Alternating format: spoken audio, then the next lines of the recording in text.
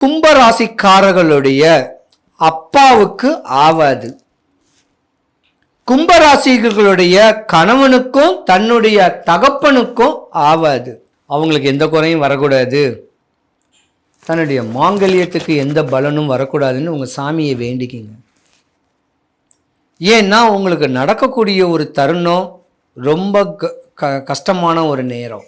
பக்கத்தில் இருக்க வேண்டிய சாமியை வழிபடுங்க.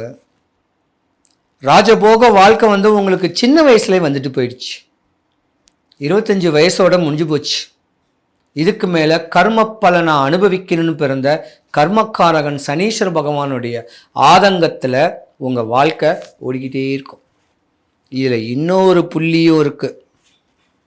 கும்பராசிக்கார பெண்களுக்கு தாரதோஷம் இருக்கு. இந்த தாரதோஷத்திலேயே நீங்கள் மாட்டிக்கிட்டு முழிப்பீங்க.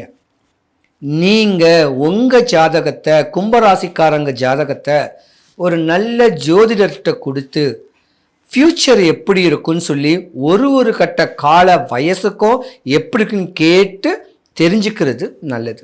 இருந்திருந்தாலும் உங்கள் குலதெய்வத்தையும் உங்கள் முன்னோர் வழிபாடையும் நீங்கள் பண்ணீங்கன்னா உங்களுக்கு இந்த ராஜபோக வாழ்க்கை வாழ்கிறதுக்கு வாய்ப்பு இருக்கு.